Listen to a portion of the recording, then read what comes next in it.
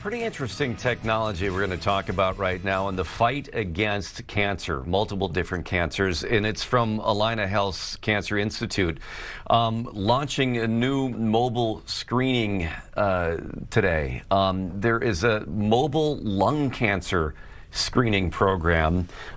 They say this is its debut in the Twin Cities, the first ever mobile lung cancer screening truck in the state, providing CTs in just a few minutes, in addition to a new mobile mammogram machine as well. So joining us to talk more about this and its significance, the impact, Dr. Badri Canetti, the president of Allina Health Cancer Institute. Thank you for taking time. Thank you for having me. So I know these are unveiled earlier this morning, and according to my information, at the Piper Breast Center in Coon Rapids. So two different things we're talking about here: a new mobile mammography machine, but then the mobile CT scanner for lung cancer. Let's start with that. This is the first ever in the state, I understand. What is the significance? How big of a change is it to be able to bring lung cancer screening in a mobile format around the public? Yeah, no, we're very proud to launch our the first lung cancer, low-dose CT lung cancer screening unit in the state. And it's important because, lung cancer screening is justified by all the guidelines, and particularly amongst smokers who have a long history of smoking. And the problem is only about 16% of patients who are eligible to be screened for lung cancer actually get screened for lung cancer. And some of this has to do with access. I mean, we have a big state with large rural population, and getting access to a machine or a CT scanner close to home that can do this kind of screening sometimes is really the barrier for people to get screened. And we don't want that to be a barrier. We want to remove that. And we noticed this particularly during COVID. A lot of people were fearful of coming into hospitals and clinics because of what was going on. So screening really fell off and has slowly been coming back up the last several years. We want to make it even easier for them to come in and get screened, don't have to take too much time out of their workday. And, we initially want to put it at clinics and other areas that don't really have access to their own screening technology.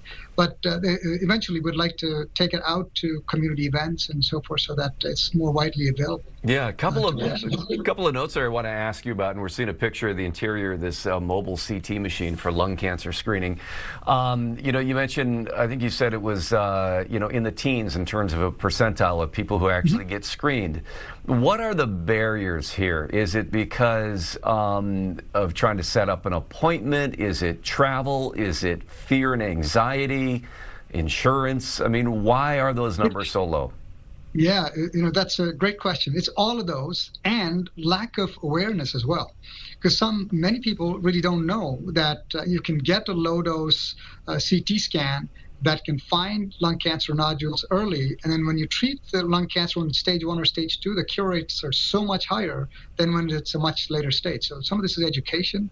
Some people are also afraid that CT scanning exposes them to radiation, and they don't want their bodies to be exposed to radiation, especially if it's going to be repeatedly exposed. But this is low-dose CT scanning, so the amount of radiation you get is very little. With these types of CT scanners, and the benefit is huge, especially if you're at risk, at risk for lung cancer. And that's why the routine screening is not for everybody. It is particularly targeted for individuals who've been smokers and have a high risk for developing lung cancer. Yeah, I think we're seeing an image of that one right now, because there's two different things we're talking about: the CT scanner and then the mobile mammogram one. And it's just staying on the lung cancer topic before we move on to the breast cancer topic here. Again, the significance then of being able to bring this out to the public. How is it then that this will raise screening percentages? Is it that people see it there? Is it that their clinic tells them it's in this convenient location? I mean, how do you then still get people to show up to come to the mobile clinic? Because they still have to get to that. Correct. Again, great question.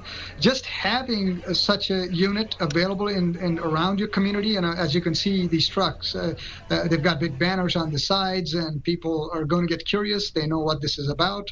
If it's at your community events, you have people stop by. We'll pass out flyers and information materials that raise people's awareness, and maybe they can go back, talk to their friends, neighbors, family members, and say, well, this is something we should be doing because we hadn't heard about the importance of screening for lung cancer.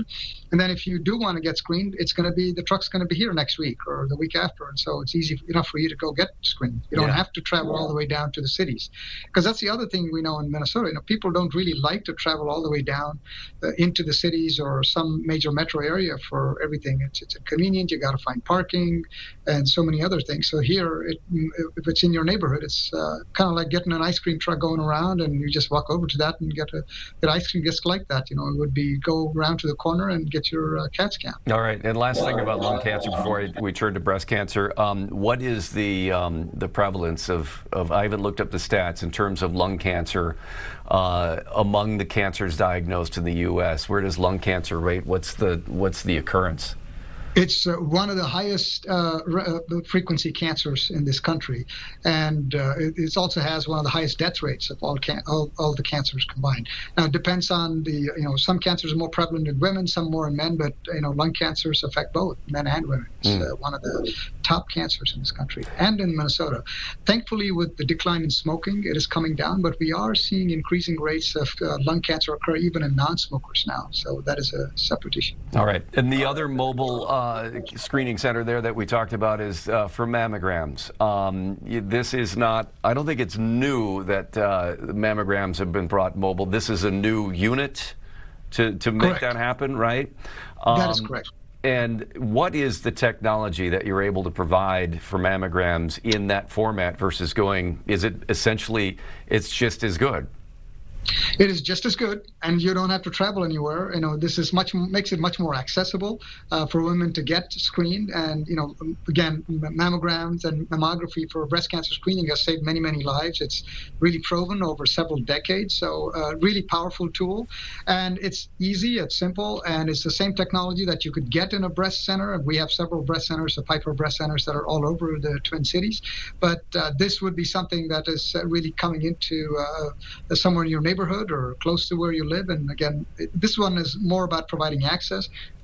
We're certainly not the only ones doing mobile mammography, but we're along with the others who are doing this, we're just going to make it easier for people to get mammograms. All right.